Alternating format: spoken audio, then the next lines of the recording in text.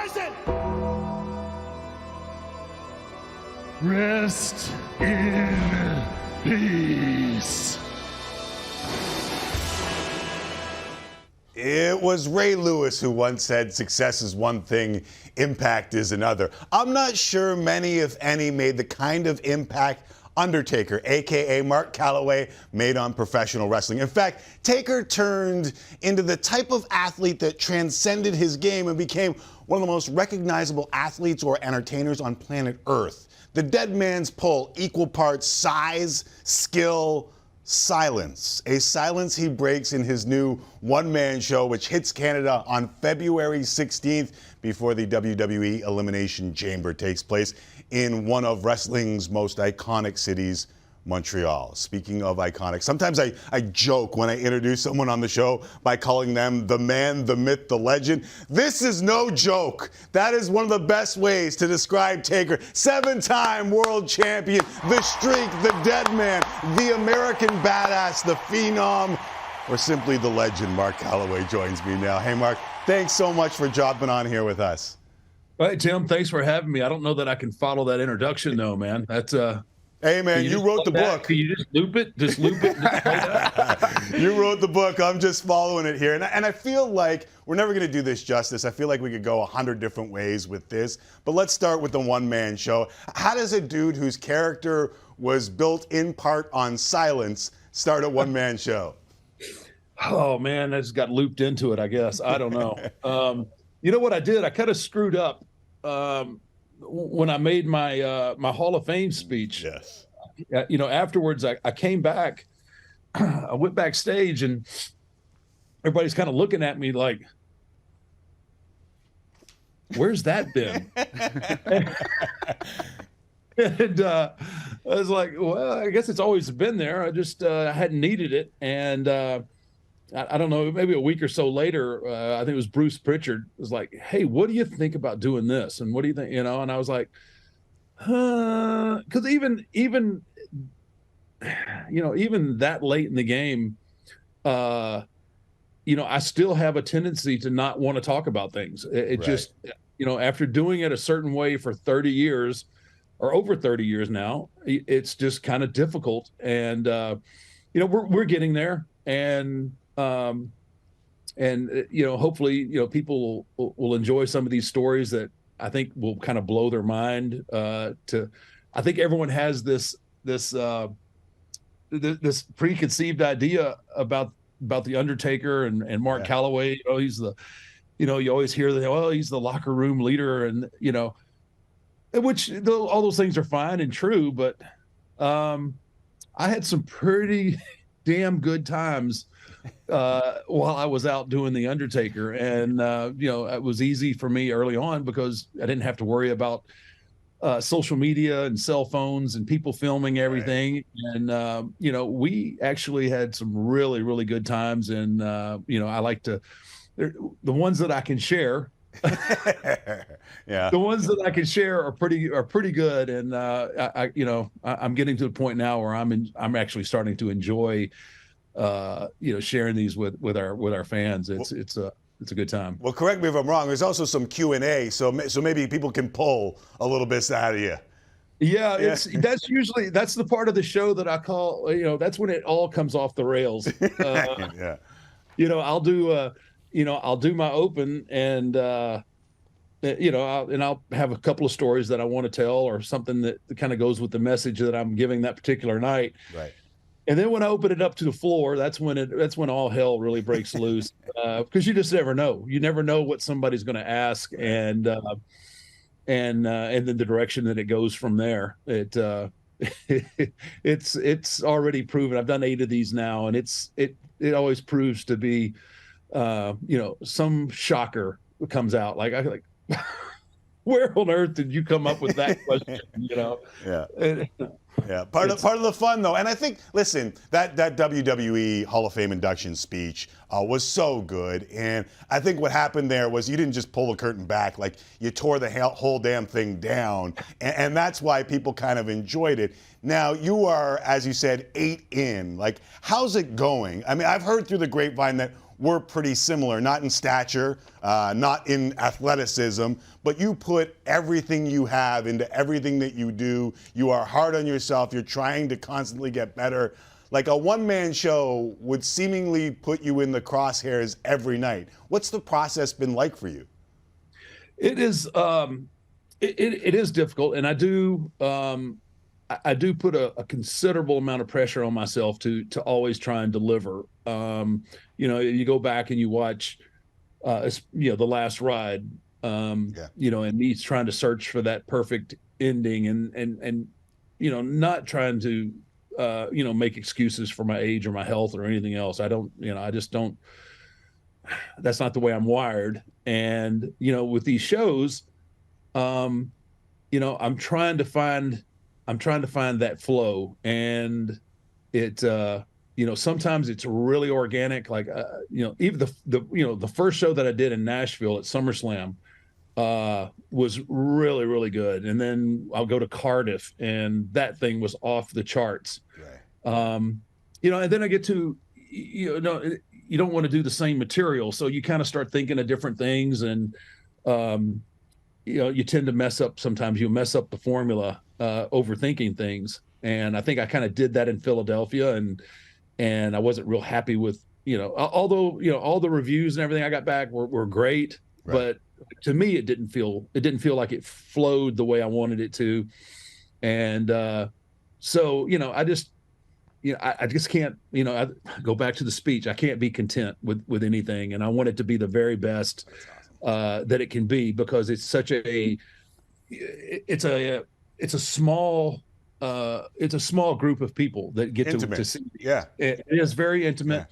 Yeah. You know, and there's no phones allowed. So I mean, I want this to be special for the people that go out and buy these tickets and buy tickets for the meet and greets. You know, I try to make the meet and greet memorable. I don't try to just make it you know, hey, how you doing? And out you go. I try to interact with the you know, with the people in the meet and greets, and then I try to carry that momentum over into the show, and make people. I always want them wanting more when they leave, and that's kind of my goal. And you know, that's kind of what I want. I want them wanting more Gotcha. When they leave that night. So if you're going to be in Montreal or in the area and you want to see the one deadMAN show, it's at the Olympia. Tickets are available at Ticketmaster.ca. 30 years in the game, over 30 years in the game, at its highest level is crazy. Where do people at the show lean in most? Like, you don't need to tell a story, save those for the shows, but what topics do you notice the big pops on? Anything backstage, right? Any of those dynamics, things that have happened. You know, I tell stories, you know, of some things that have happened with me and Hogan, and you know, I have stories, you know, of my debut and some of the, you know, the things that were going on backstage the night that I debuted. I think that's the stuff that they really want to get, you know, sink their teeth into. Right. You know, in-ring stuff, yeah, there is things that happen and things that I discuss that are in-ring, but a lot of those topics have really been discussed ad nauseum. Right. You know, I mean, it's been, you've heard pretty much every perspective on, you know, the Montreal screw job and Hell in the Cells and all those things are very important to our history, but it's the stuff that people haven't heard. It's the stuff that they haven't heard of, you know, me and the BSK tearing it up all night long in Montreal City. You know, I mean, it's just like, it's a good place to tear it up. Man, are you kidding me? It's been conservatively, it's been over 10 years, I know, since I've been to Montreal. Back in the day when we'd see that on our booking sheets, it was a given. We were going to have a really, really good time, and not so much in the arena, but understood. Yeah. Every kid grew up where I grew up took like a class trip in around grade 12 to Montreal because they needed to. So Exactly. what do you get asked about more? Like when you're talking about the in-the-ring stuff, is it the streak? Is it the Hell in the Cell match with Man? Like what do you get asked more in the Q&A portion of it? There's really, it varies. And there's really not a lot of the same questions. That's kind of the amazing thing.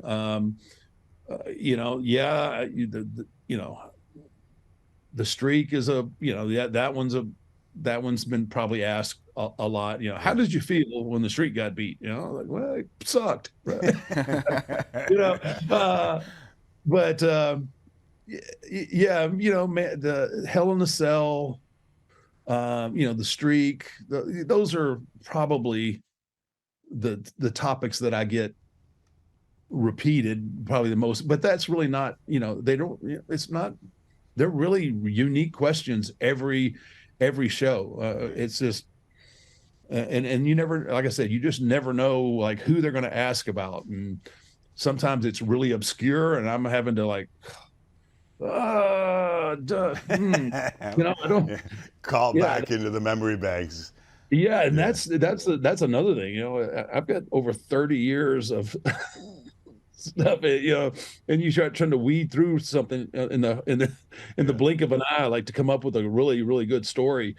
And, and depending on who it is, I have multiple stories that I can rattle off, with zero hesitation. And then there's some guys that I have to think about like, how much do I want to maintain this relationship? Exactly. Yeah, I got you. So your last official match, WrestleMania 36, Boneyard AJ Styles. So many moments, but like we've seen over the last little while, as we've kind of pulled back this curtain, that this ain't as glorious a life as some make it out to be. And we've seen, listen, a lot of dudes go before their time. It is hard-ass work, is what I'm trying to say. So I'm curious, after all of it, like, do you have any regrets? Do you go through any of the tough times as well? Because I know it wasn't easy for you from the start either. No, there's a lot of things that I did and that happened that I wish were different.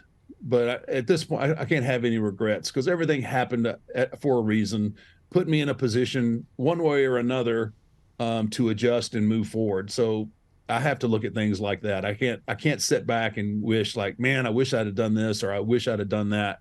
I wish I'd have spent more time with my children, right? But there's no way to really, or at least in my mind, I was convinced that there was no way to have this career and do all these things and be invested as a father. Now I learned later on that I could, and then I'll not get that time back, but I can't look back and say, wow, I really regret this or I regret that. Gotcha. I always tried to use the mistakes, which I made many of. I always tried to use those as a learning tool and not make the same mistakes twice. And, that's the way I have to look at things. Understood. I got you. Yeah. This show goes before Raw, NXT, and SmackDown on Monday, Tuesday, and Friday. Are you still watching? And if so, like, who are the folks that you're still watching? Yeah, I still watch the product. And, I watch, obviously it's a kind of a no-brainer. I'm watching what Bray does. Yeah. The Bloodline story is just phenomenal. And, obviously being in Montreal, I'd be remiss if I didn't mention Sami Zayn and the job that he's done in that story. But that Bloodline and Sami Zayn story is so compelling. It's so well done. It's what we do. That's what we do at our best is we storytell. And I think that whole thing has been done. I mean, just from the layers of how it started, and bringing the Usos into it and the uncertainty there, and then bringing everything together where it's just a well-oiled machine till you can see the wheels loosening up and about to come off. And then the thing with Sammy, it's really been well done. So obviously I watch those guys. Again, I'm always interested in what Bray Wyatt's doing. Can I jump in on Bray for a second? I don't mean to interrupt the Undertaker. No. I was kind of waiting on it. But when you brought up Bray, I know you shared the moment. You tweeted about it. He tweeted about it. As a dude, like I'm an old school dude. I thought that was a very cool, I don't know, like a passing of the torch almost. Like any way you share what you whispered to him after that match, like what. I know it was special for both of you guys, and a lot of fans are interested in what that was. Yeah, no, they're very interested, and I knew that they would be when I did it. But yeah, no, that's the moment that Bray and I shared. There's obviously a huge amount of comparisons between his character and mine, right. And I think he's his own guy. He's his own character. I don't think it's fair to him to compare what he does to what I did. In the big scheme of things, obviously it's in the same, it's kind of in that same supernatural, I don't know what genre, right. But it's 2023 and he's doing his own thing, but I can see what he's trying to do, and I just let him know too that my phone's always on, and if he needs to talk to me about things or run things by me, that's cool. I would be more than glad to share my experiences with him, and hopefully shine some light on maybe questions that he has moving forward. So yeah, it was a cool moment, and it did exactly what I thought it would do. That's awesome. We've been talking LeBron most of the show, and the Kareem, I don't know if you saw it last night, Kareem Abdul-Jabbar hands him the ball. I saw the similarities when I rewatched you whispering to Brett. It was just, I know you played some basketball at a pretty high level, so I thought maybe there's some similarities there. Listen, I feel like we could have done this for like an hour or more. But that's what the one-man show is for. Tickets available at Ticketmaster, February 16th at the Olympia in Montreal, ahead of WWE Elimination Chamber, which is streaming on Sportsnet now. Mark, I can't thank you enough for stopping by and giving the fans an idea of what they might see at your one-man show. Yeah, I appreciate the time, Tim. I really do. It's going to be a wild night in Montreal. I can't imagine a night in Montreal not being wild, and we're gonna peel back the curtain a little bit further, and give the people that show up a little insight into my Montreal. That's awesome. Thank you very much. It's going to be fun. Thank you, Tim. I really appreciate it. Thank you.